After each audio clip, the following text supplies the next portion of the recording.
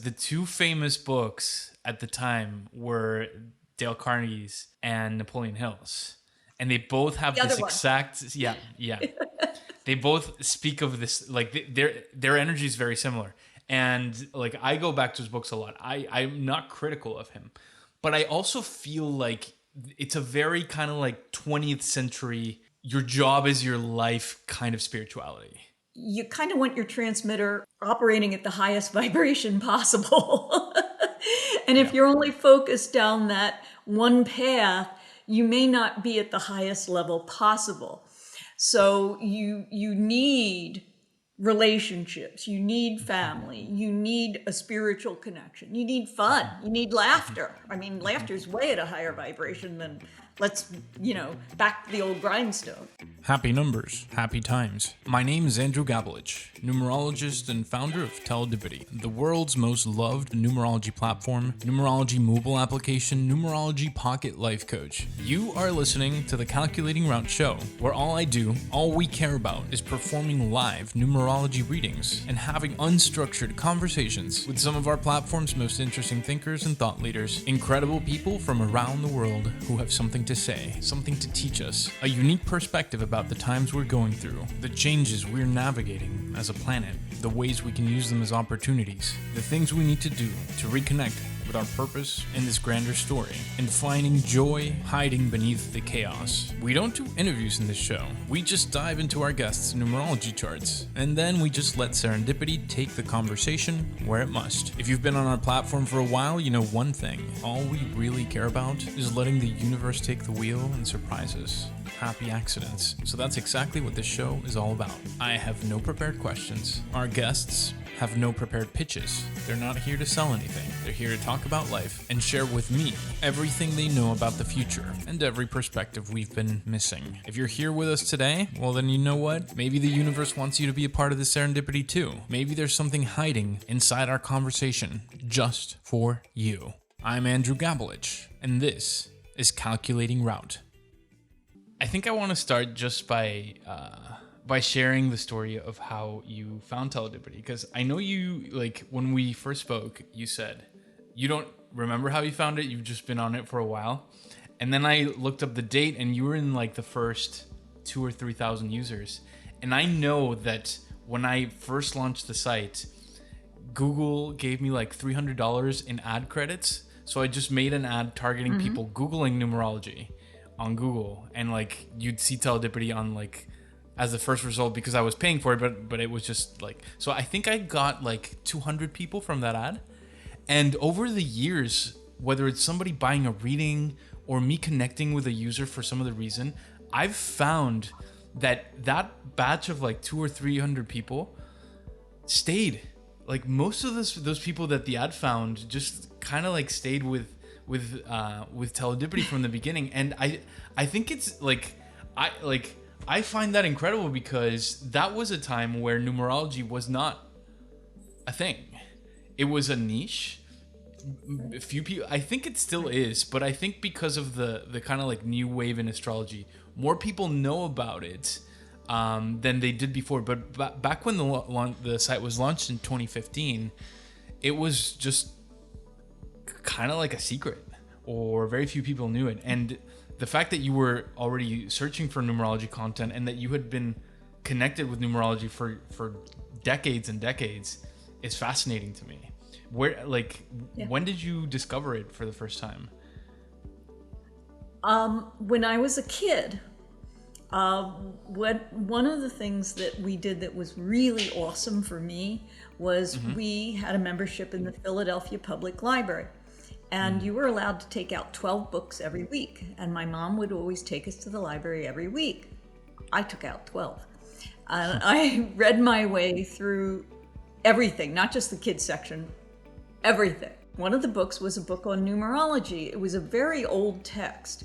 Probably one of the first English language books on numerology. And I worked my way through it, and I was very impressed with what I learned about myself and life. So I that's really when that interest started. And I would say I was under 13 years old the books I got out of the library right around the 12, 13 point seem to have had the most significant impact on my life. One of the reasons I have been such a long-term subscriber is that early on, as the internet was getting going, I was checking into what was going on with numerology, because it evidently seemed to me as though the calculations, or a lot of the basic ones, should be something that technology could handle. I found your website to be the most consistent with some of the older works on numerology that I had read. So I'm bringing us forward to more current times. You're probably very familiar with your numerology chart, but the way you describe your childhood is very interesting to me because of what your first life cycle is. It's a 7/7 life cycle. That tells me that there was a lot of reading and a lot of books, and that your childhood, adolescence, I wouldn't say like because of the 7/7s that it was lonely, but that there was a lot of alone time that you sought for yourself, and that was very pleasurable to you. So these images of you being at the library, like just devouring books, is so connected to the 7/7. It's like it was important in your life story for you to be absorbing knowledge at a young age as much as possible. And you just happened to be born into a family and in a place in the world where that was available to you. Your parents taught you where to find it. You felt that intuition of, I want to be at the library, I want to be reading, I want to be learning. And from the 7/7 is just all this alone time, kind of like developing your knowledge in your mind. Also a lot of presence of spirituality and spiritual questioning and spiritual seeking, which I think, correct me if I'm wrong, but the way I kind of understand the history of numerology and astrology is that the early 60s, which is when you were referring to when you were 12 or 13, was not a time where those topics were popular at all. I think the big wave before the one we're currently in was mostly the 70s. So probably like after 1968 with I don't know how else to call it, but the hippie movement, and how like the 70s is a time of inflation and unrest and a lot of similarities with what we're going through now. Numerology and astrology become very popular, and before that it was the 20s. Right. So you're kind of like discovering it at a time where it's almost stigmatized or just not known to the majority of the population. Is that correct to say? That's very accurate. I didn't talk a lot about my interest in the I Ching or numerology or whatever else, because it was considered way too out there. And I mean, like all of us humans, I want to be liked, and I don't want to be thought of as overly weird. So it wasn't something that I was going to talk to in that environment, particularly since here's the interesting factoid about it. Mm-hmm.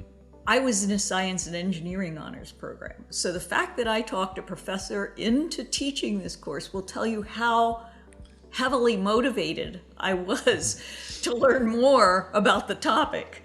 What was it in your family that kind of like inspired this in you? Because it was just I think the word I'm looking for in Spanish is contracorrientes, against stream.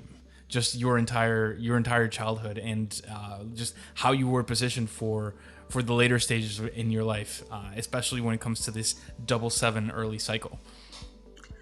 That's a good question. There's a lot of tragedy in some of my family history. My grandfather, my mother's father, was murdered. He was a civil engineer building infrastructure outside of the US, and someone killed him to steal the company payroll. My grandmother was in that country with him, and at the time my mom was 3 years old in the country, and along with my aunt, who was probably about 1, and my grandmother was pregnant with yet another. So here we are, the only woman who spoke English with a population that didn't, under difficult circumstances. They made it back to the US and lived with my mother's grandfather, my great-grandfather. And during the Depression, which came not long after that, my mom actually had to quit school to support the family. So she did, but she was very motivated to better herself. And actually, I was surprised to find out that she got a MBA from a very prestigious business school.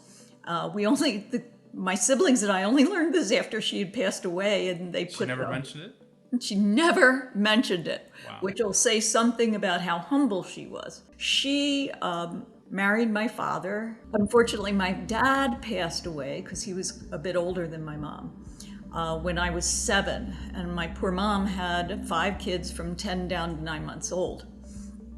And I will tell you, I mean, for her, working using any degree was not a huge option, having 5 kids around. But she really pushed us to be, as women, because the oldest 4 were girls, to be able to take care of ourselves economically. We would, under any circumstance, get a good education. We would have a career. She didn't really especially care what we chose to do. She wanted us to be happy, but it was a non-negotiable option that we do that. So that drove me. And it's so perfect for just setting up the what your life mission is all about, because your life mission is 19:1: independence, autonomy, self-sufficiency, and leadership. You were born in a time where this wasn't common, the concept of a female entrepreneur, but you were born with a CEO's numerology chart. And of course, like, a numerology chart isn't destiny, it's potential. It is what's available to you, what your story is supposed to be if you align with it. And you did. And I think, I mean, I'm not sure how this stuff works at a metaphysical level. How is it that we just end up with the parents we need for the life story we're supposed to have and the mission we came to follow in this lifetime? But whether it's our choice, like we picked the parents, or it's just there's some other force behind it, you were born with the perfect mother to inspire you to go against the current, against the stream. And I think that's amazing. In your chart, I think the first line that I see where you kind of like advance from this 7 vibration into kind of like a preparation period, not necessarily where your life mission takes place, but kind of like your youth is concluded. You've learned all you could in terms of, like, maybe not skills, but preparing your mind, preparing your vision of the world, preparing your perspective into actually kind of like finding yourself, your self-confidence and your identity to be this leader, CEO person, is the period between 1974 and 1982. So from age 27 to age 35. What was going on then? It's interesting. Let me first say that my life has cycles that last about 7 years long. Mm-hmm. And the year I was 27, my first husband and I separated. That was a big shift in my life, because I had been, even though I was advancing in a career, I had been a very good and dutiful wife. And one of the things that I did naively was I very loyally kept my income $500 a year less than his. And one thing that shifted after we separated, within 6 months, I doubled my income.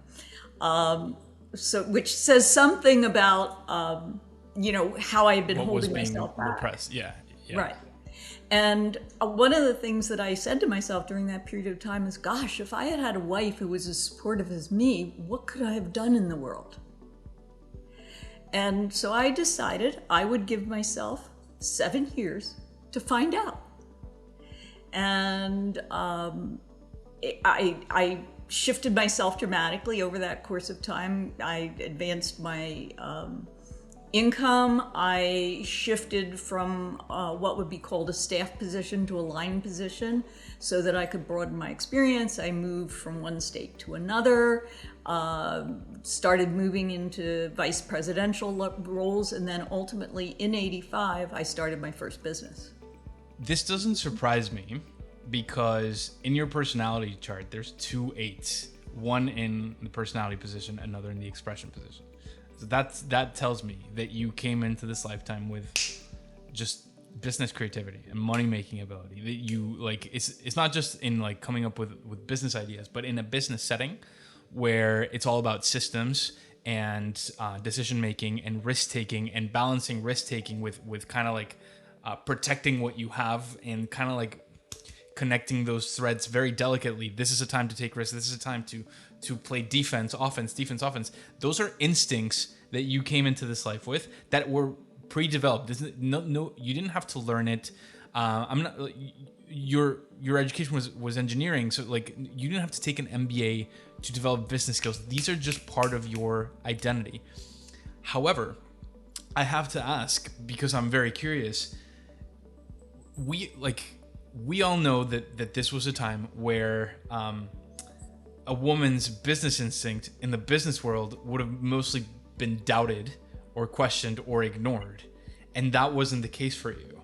No, you're touching on some really interesting things that I can comment on. One is that in my first the job where I was holding myself back, I consciously chose to do something that was very analytical, very quantitative, thinking that we could argue about whether or not 2 + 2 = 4, but basically we'd end up on 4. My nature is more to take the analytical and quantitative and be highly creative with it. And I just tamped down that creative part entirely. And there were occasional times in those early years when I had a male superior be going down a bad path, and I'd explain it, and if I got dismissed, I had to bite my tongue and not make a deal about it. That was then. As I moved on, at the point where I doubled my income, I played the game a little differently. And this is something that I would recommend anyone who feels they're undervalued in a workplace consider doing. I had 4 peers. The other 3 were male. And along the way, because we chit-chatted with each other, I learned, even though we weren't supposed to, I learned that they were all making significantly more money than me. Did I run to management and say, illegal? No. I figured a longer course was for me to do something so spectacular that they would want to pay me more. And then when we're talking about the something spectacular, I'd say, so you like those kind of results from me? Want to see more? More money. And you I was negotiated like that. Yeah. Wow. And to your point about my being strategic, I will just say the CEO of one very large corporation once said to me, there were times when I saw you doing something and you looked like you were going to jump off the cliff to your sudden death. And then I'd watch and I'd get, you totally knew what you were doing. It was wired. So it is having your plan A, your plan B, your plan C, your plan D, and having dazzling results. And sadly, yeah, if you're being undervalued in the marketplace, sometimes you have to be way more dazzling than anybody else. That wasn't the normal, predictable, expected instinct of most people, most women at that time. It isn't even today. And I would include men in that. Most people are uncomfortable negotiating salaries, uncomfortable talking about it, and they kind of like stay in what's given, and their choice is to stick with it or to leave and find something else. It's not like most of us wouldn't be like, I'm going to turn this into what I want here, when they feel like that. And I don't face like a tenth of the issues women face in the workplace, either back then or now. But I've felt invisible, undervalued in the workplace a million times. And my solution was always to just go and eventually start my business. I didn't do what you did. So it's not normal. I think it's a common of two things. In that period of time when I ran across numerology for the first time, another book that dramatically affected me was Dale Carnegie's How to Win Friends and Influence People. And I had my first job at 14. So I read it somewhere shortly before 14. And I remember my boss was upset at me about something, and I used some of the techniques in the book, and it worked like a charm. And I already resonated with it, but I was sold. And that's one thing I need to say about what I was doing in terms of negotiating things for myself. If you go at it stridently and demandingly and without a touch of humor and a smile, it's probably not going to work. It really has to be done with a touch of pleasantness. But you still have to get the point across. I thought I recognized those techniques from the books of the era because the two famous books at the time were Dale Carnegie's and Napoleon Hill's. And they both have this exact... Yeah. They both speak of this, like their energy is very similar.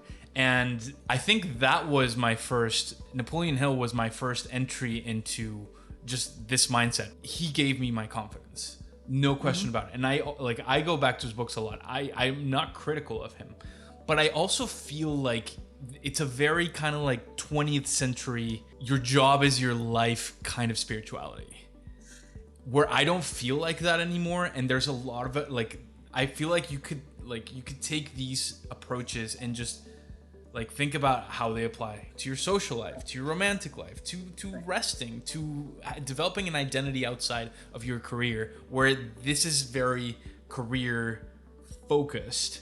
And I don't like that part about it.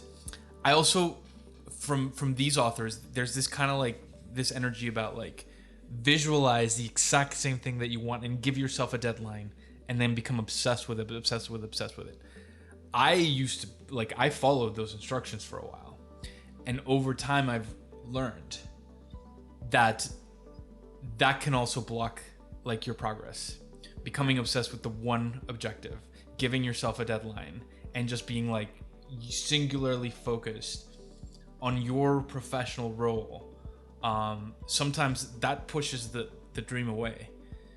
So I don't know how I feel about like those authors were kind of like catalysts in my own personal story, but I've started to feel differently about them. What do you think of that?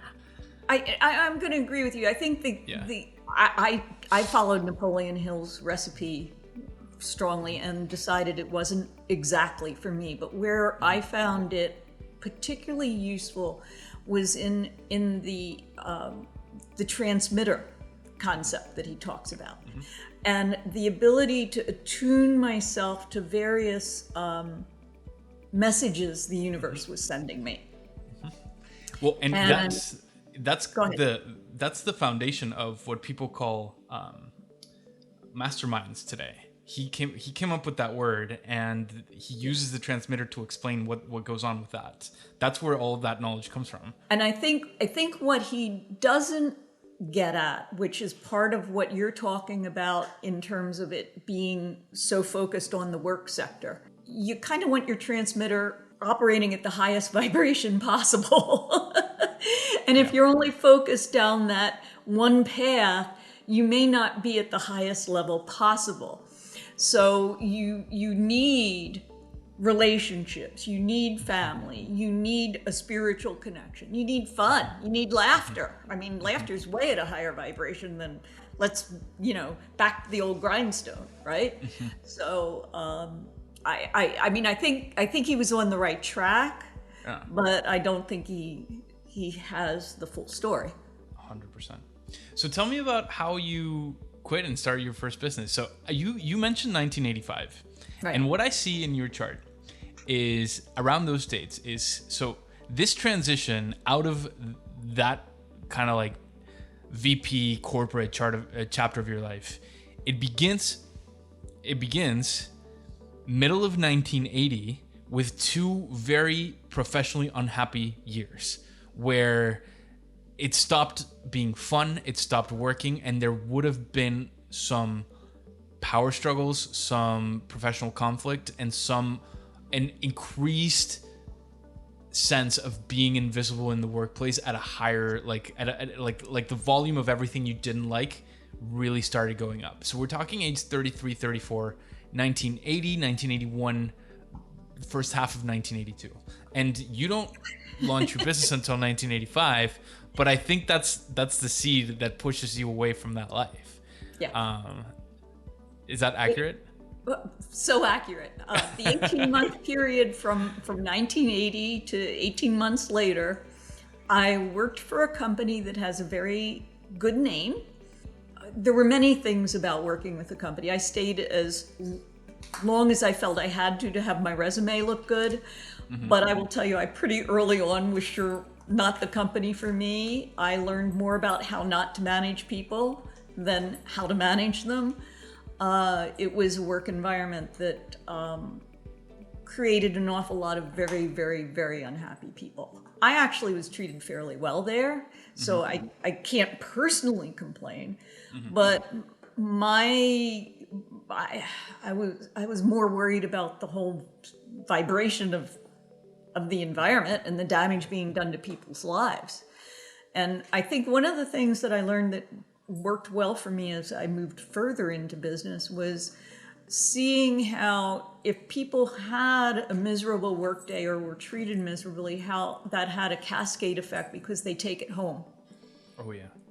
And then those people take it out and it spreads out. In other words, it's not a good thing.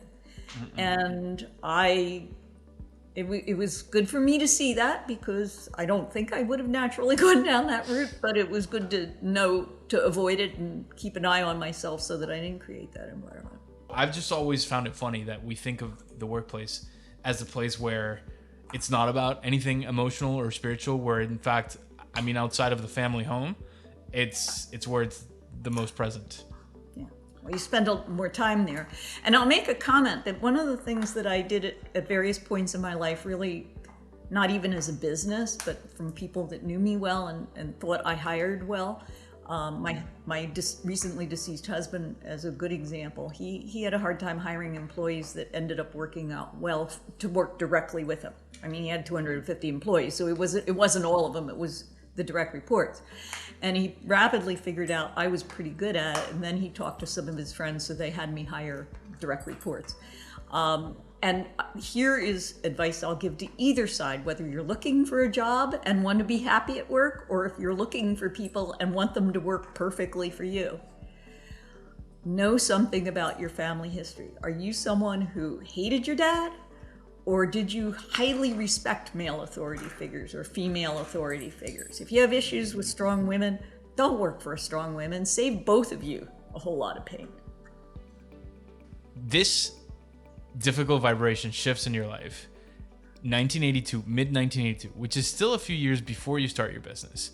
But 82, 83, 84, 85, we have this very beautiful 6 personal essence, which in a professional setting means quick ascension, quick recognition, quick expansion, kind of like a fertile time for implementing ideas, being seen, being recognized, and advancing pretty fast in the career sector of your chart.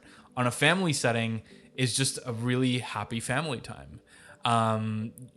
People will normally either have kids or their role as mothers or fathers become very prominent during these cycles. Friendship is also very abundant, and it's just a very loving, stable, very kind of like the spring in your life. And it begins years before you start your business, but I think it's from this more abundant energy that you feel ready to start go off on your own. I would say it was not golden years in terms of it having be life exactly the way I want it, but it was a very good time for me. And another thing that happened that was really important for me, and I started this in, well, it would be right at the end of that period, 84, late 84. I learned about the personal growth movement. And I had already done I was searching out spiritual things. I did the Silva mind control back in that period of time, the period of time we're talking about. I'd gotten very involved in fitness, but then a lot of people were involved in fitness. My version of fitness was not so much hanging out in aerobic studios, which is what a lot of people were doing. Yeah. But I was doing other things. I was running and playing racquetball and weight training, which again, women, when I started weight training, there weren't a lot of women doing that. When I started running, they hadn't even invented running shoes. So, the courses or the website that you're focused on right now, I know it's about like there's a big component of it that is about moving into retirement on the financial side of things, but is it also about like the biological taking care of your body side of things too? It's actually much more on that side. Oh, okay. Really? Yeah. No, I'm not going to pretend to be a financial planner, actually. Although, obviously in my background, there's that numeric side of things. But no, I'm more concerned about having people age smart and age happily. And so that means there's a whole mind-body issue that's involved in that, which is both focusing on what you could call the spiritual side of things, but if you have an aversion to that term, then we'll call it the mental side, whatever works for you. And then also working on helping your body be as young as possible. Like one of the things and we make it accessible. An example is I don't tell you to go beat yourself up in the gym. I actually used to work out way more in gyms than I do today. And I'm as fit or fitter than I was back at that time. And there's little things you can do, and even as small as 3-minute bites, that will both help reverse the clock on aging and also have you be fitter. So why not go for the double whammy? And there's other things we can help you determine for yourself, because it's always very personal, to help your mind be in a better place. Right? Pardon? It's for any age. Like this advice worked for me too. That's it. In fact, some of the courses we have, one of the ones we have is Vibrant Vitality, which is perfect for anybody, and other ones for people who aren't yet at retirement, who are either starting to feel their age. Their body may be aching a little if they're out on the tennis court or playing golf, and they just don't have the energy sustained throughout the day. And they're aware retirement may be down there a decade or so. So it's like, how do I sustain myself so that I, at the top of my game until I decide that it's time for me to retire? Well, and actually going back to my youth, part of how I got committed to this whole topic is I had the luck to work in the library of a large pharmaceutical company. Mm-hmm. My job was supposed to be putting books back on the shelf. But no one read it. Reading them. Yeah. And I'm reading them. So I read it. I figured I'll learn stuff to help me through life. And one of my biggest conclusions was that if I wanted this brain that I liked so much to keep functioning into old age, most girls in the 60s were pretty much couch potatoes. Mm-hmm. The idea of girls doing anything fit or playing girl sports or any of that was to come later. And so I wasn't physically active. I had, probably the one thing most girls my age did was either be a cheerleader or a majorette. And I was a majorette. But I really wasn't very, very, very active. And that summer, that's when I started running. It's when I started playing around with weightlifting. Not because I wanted to be a bodybuilder. It's not the look I want for myself. It had a lot more to do about me aging well, which kind of weird for someone who's 18 years old to be thinking that far ahead, but hey. Not for somebody with your personality. And I think this many people with very highly tuned spiritual leanings eventually end up in this question of extending life. It's very commonplace to end up. I don't feel that curious about that topic. I don't like, I mean, I've definitely become healthier over the years than I used to be. I used to smoke a pack a day. That was 10 years ago. But like, yeah, I don't know. Like, I don't feel like that topic is calling me yet. But I know there's a lot of people in my spaces who swear by this, like extending life and making it go into whenever. So, yeah. Mm-hmm. Yeah. Well, I will comment personally, I'm not afraid of death, but I'm not seeking it out tomorrow. I kind of feel like I have a lot to give still, and that I want to share that with people because I've learned a lot with all that reading. And that, no matter how spiritual you are, I think it can only be scary in the beginning, and then you learn how to use that fear for enhancing your life or making it as best as it can be. So, and also conduct your life so that whenever the end comes, you don't have any regrets.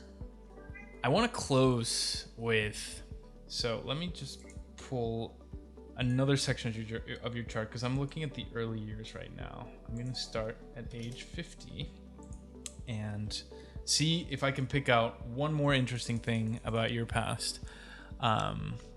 Because I think, I don't know, anybody who's listening wouldn't know that Diana started many businesses, sold many businesses, and we kind of only skimmed through your story as an entrepreneur. So I want to look at 2010 through 2018. This is another 9-year cycle, a very pronounced one.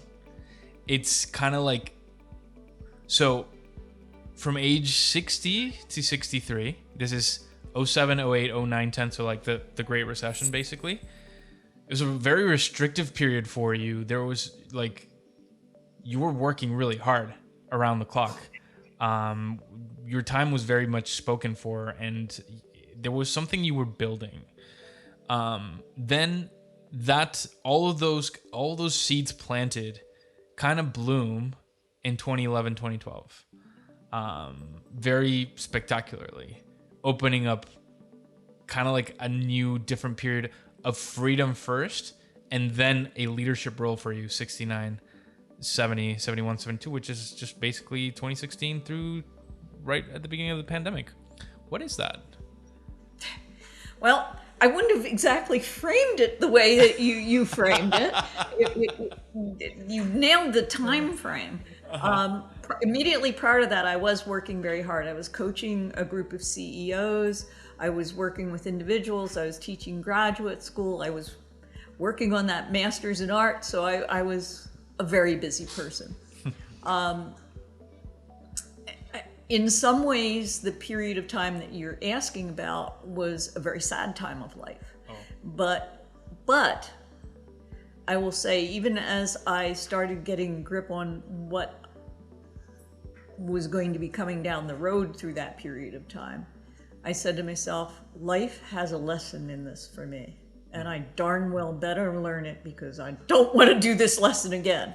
Was it personal or in professional? hindsight, it was personal. It was inside me. Okay. And I'll talk about it in just a moment. I will say at the end of it, this is now 3 years past that or so, I'm an infinitely better human being than I was before. And I'm very grateful for going through that lesson. But at the time, it wasn't delightful. What happened was that I by the time my husband passed away in just past 2018, he died in early 2019. I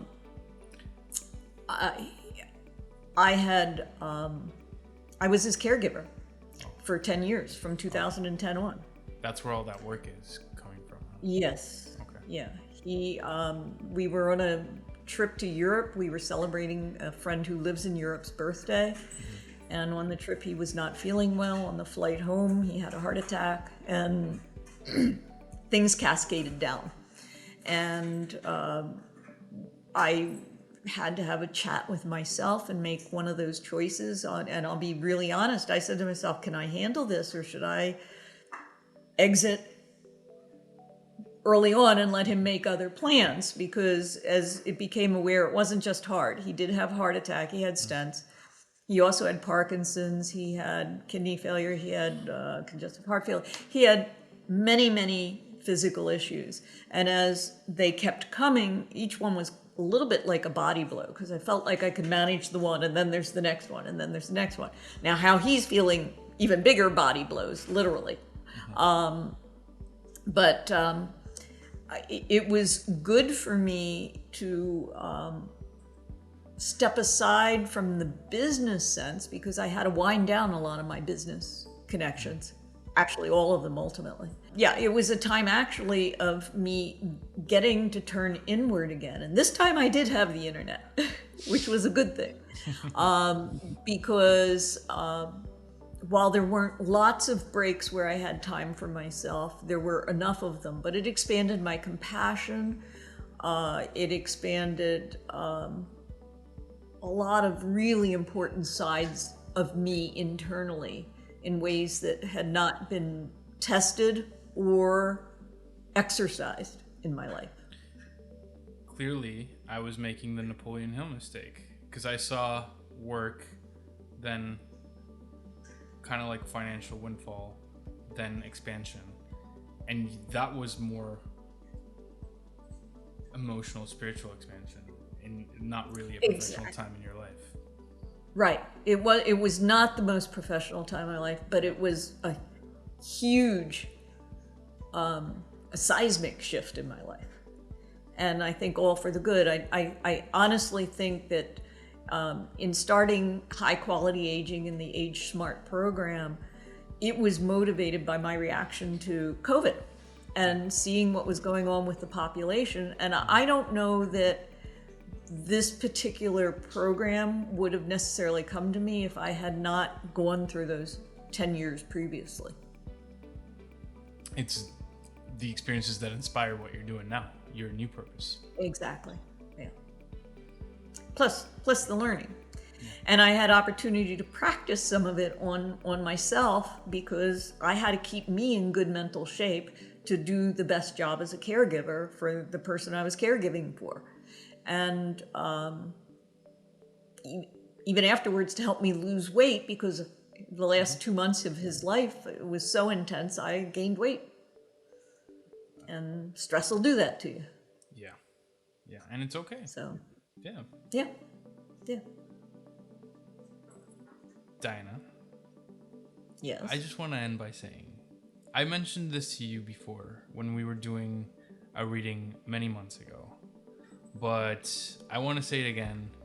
I don't know if you remember it, but the reason I became the spiritual being that I am was my grandmother, who was very into astrology and numerology, a little older than you, but not by a lot.